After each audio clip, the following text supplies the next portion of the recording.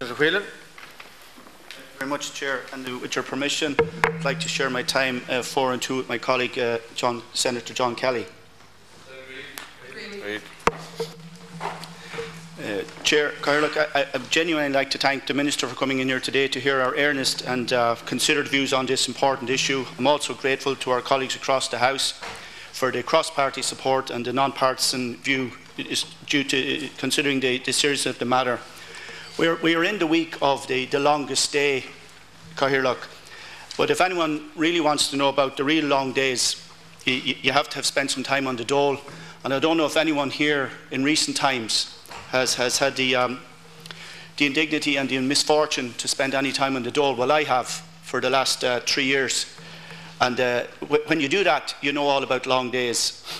And I wrote 3 years ago that the fear of losing your home is far worse altogether than the shock of losing your job. And we're not talking here today about debt forgiveness for people who are speculative or landlords or people who bought properties off plans looking to make a cheap profit when they flip them later on. We're genuinely talking about family homes. I'd also just like to put on the record here, you hear a lot of talk these days about the gravy train of the social welfare system and people ripping off social welfare. And while I don't discount that there are some people who will have no scruples in what they would do, I can tell you from personal experience that for the last 18 months I was earning €70.80 a week on social welfare as my wife was working a 3-day week. So you won't do much gravy training with that, and you certainly won't pay much of a mortgage. And it's the people who unfortunately, through no fault of their own, find themselves unemployed due to losing their jobs, and there are over 450,000 of them. In fact, I would say there's far more when you consider that a lot of self-employed people do not go on the register even though they've lost their small businesses and shops and so on. I also want to commend Senator Hayden for bringing forward this motion today, because while forbearance is important, it's not the ultimate solution, because as anyone will know, and I take Senator O'Brien's point that going to the bank when you're in trouble was the old adage, and it's important. Anyone who finds himself in these circumstances these days will know that the local bank manager, indeed the regional bank manager, has no say in the matter whatsoever. You're referred offhand to Dublin, and no one there will answer the phone. In fact, you don't even know who you're dealing with, you're just a number. And what you get into is a routine and a situation whereby you go on the rhythm of a 6 months arrangement for interest only.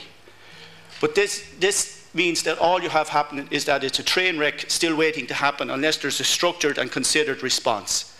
As far as I'm concerned, this is not about the EU or IMF or macroeconomics. It's about thousands of personal tragedies which are unfolding across the country each week. I don't want to take up the Senate's time with a catalogue of these stories, but just on Monday, I met a woman in Portlaoise who told me that she deferred just buying a cheap roll of new wallpaper for the sitting room because she wasn't sure if she would be in the house come after the summer. Her partner had taken his life in August. She herself now had no means to pay the mortgage, because for many people there is a fate worse than death. And that's living your life in perpetual debt, and you don't see any light at the end of the tunnel. And we can't forget that the reality is this is putting extraordinary and severe pressure on lots of individuals who can't cope and have no means to do so. This motion is a genuine attempt to provide a structured, fair and sustainable response and solution to this huge problem. I think we must note that one glaring omission in this entire debate in the House and externally is that we haven't seen a single positive or constructive proposal, in my view, put forward by the banking sector, by the banking industry. With all their consultants and all their executives and all their economists, they haven't come up with a single proposal for a model, for a vehicle that would tackle this issue. And that's interesting because they're obsessed with their own covering their own bad decisions.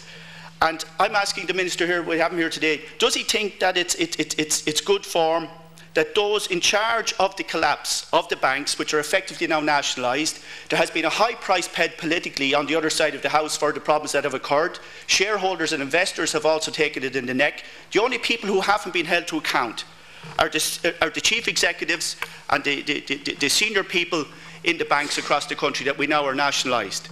I favour Mike Soden's proposal. a central bank commissioner, that any of the directors, governors or senior executives who are involved in the process of the bank's collapsing should not now be in their posts. It's remarkable that in Bank of Ireland alone, in the years between 2003 and 2008, the bank loaned out more money in that 5 years than they had for the entire previous 100 years. In 2007, and I have... We're eating into Senator Kelly's time. Okay, I'll wrap up in that case. But in conclusion, what I'm saying is that I think this is a genuine effort and a non-partisan effort to find a solution. But I think part of the solution should be that the people in charge of the banks and who are partly responsible for causing this problem should not be left in their posts. And I ask the Minister to address that point. Thank you.